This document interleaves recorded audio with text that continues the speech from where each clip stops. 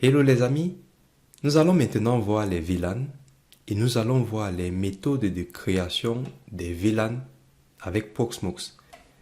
La première méthode, c'est la détection du VLAN sur le pont Linux, donc sur le bridge. Le VLAN est dans ce cas détecté par le node. Qu'est-ce que cela signifie? Alors, je vous fais rapidement un schéma. Si vous connaissez un peu le réseau, vous avez un switch manageable ici, avec des ports.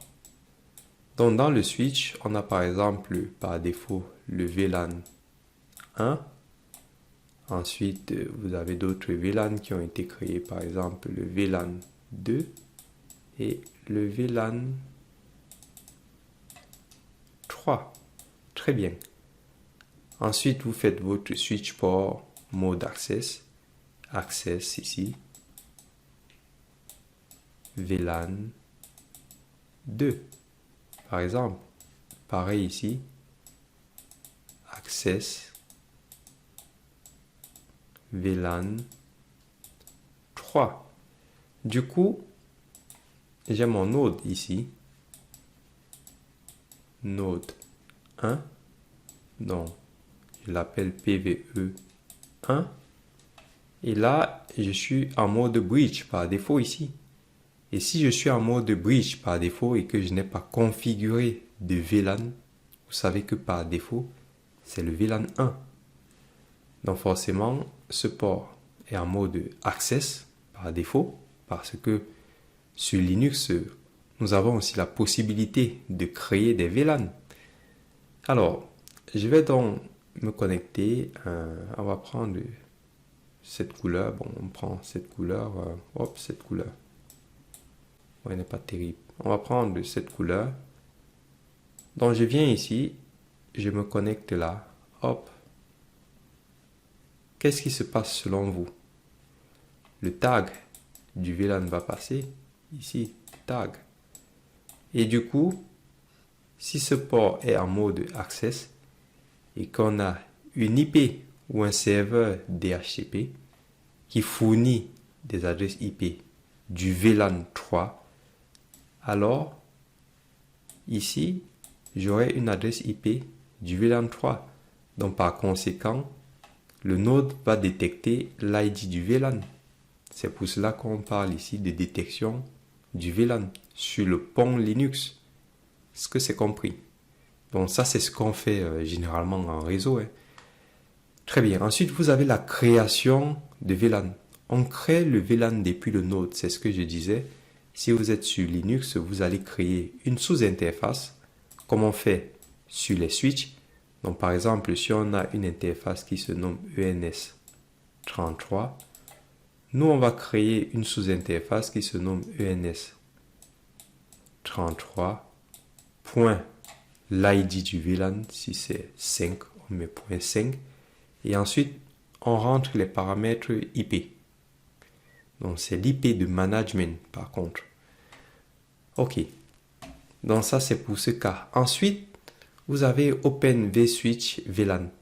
Open vSwitch VLAN, c'est en fait un switch virtuel open source qui est d'ailleurs très prisé par les entreprises.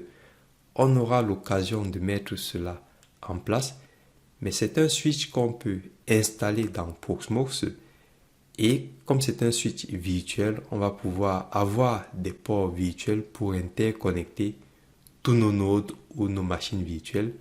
Et dans ce switch virtuel, on peut donc taguer des ports sur l'ID d'un VLAN, on peut créer des trunks, etc. Donc c'est pas mal.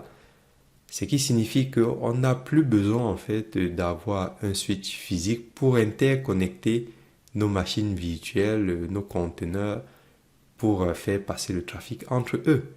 Est-ce que vous voyez l'idée? Donc, je vais refaire un schéma pour vous expliquer ça parce que c'est très intéressant comme solution.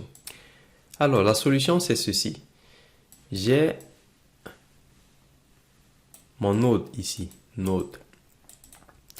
Ensuite, j'installe le switch virtuel, donc vSwitch. Alors, vous avez ça sur vCenter. Donc, j'installe un switch virtuel. J'ai les ports ici du node qui sont là. Et ensuite, je peux créer mes VM ici. VM1, VM2 ici.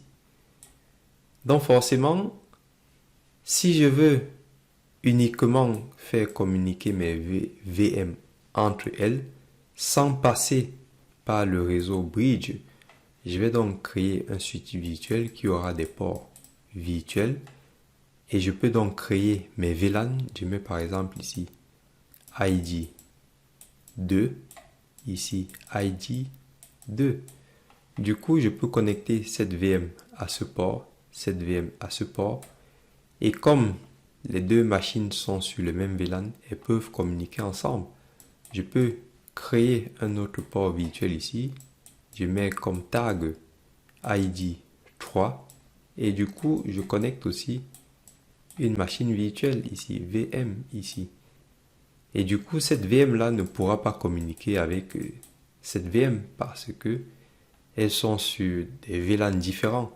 Et je peux donc rajouter même un firewall comme pfSense que je connecte aussi ici. Et je mets des règles de pare-feu pour autoriser les VM, même si elles ne sont pas dans le même VLAN, de communiquer entre elles. Donc je vais faire tout ça dans le nœud. Enfin, est-ce que vous voyez ce que je veux dire? Sans sortir du réseau. Et puis, si je veux sortir du réseau, si j'ai mis en place un firewall, je mets des règles de pare-feu pour autoriser le trafic entrant et sortant. Et je fais mon filtrage par rapport au VLAN. Alors, ça c'est du réseau. Je vous parle là, c'est très intéressant. Il y a vraiment des choses, je ne sais pas si vous comprenez, mais sachez qu'il y a beaucoup de choses qui sont possibles de toute façon. Nous sommes sur de l'open source, les amis.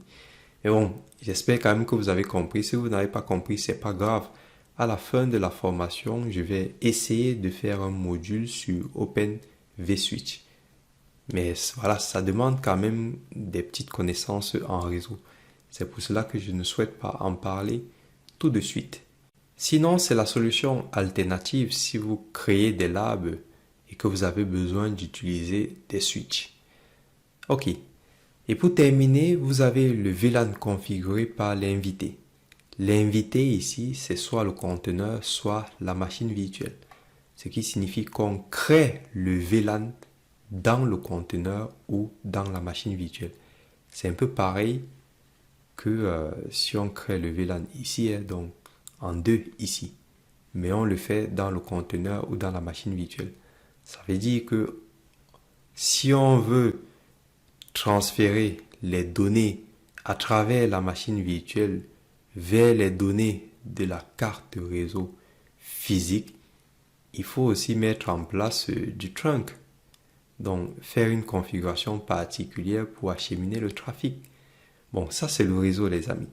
Mais bon, si certains d'entre vous ne comprennent pas, ce n'est pas grave. Mais sachez que vous avez donc tous ces modes pour créer des VLAN dans Proxmox. Alors, pour notre test, nous allons faire l'étape 2, c'est-à-dire apprendre à créer un VLAN depuis un node. Alors, l'une des méthodes simples pour créer des VLAN, c'est de venir déjà créer notre pont ici. Hop, je crée le pont. J'active ceci, VLAN Aware. Cela va me permettre de créer des VLAN avec n'importe quel ID lorsque je vais créer ma machine virtuelle ou mon conteneur. Ensuite, je peux mettre une adresse IP où je ne mets rien. Et là, je clique sur créer. Très bien. Donc, je redémarre la machine. Hop. Et là, si on regarde déjà la configuration, donc, hop, je vois ici ID 10. Ok. Donc, je vois ici VLAN ID. Non, ça c'est moi qui avais fait ça. Hop, on va voir. Ok, la machine est démarrée, donc je peux voir que j'ai la possibilité de créer des VLAN.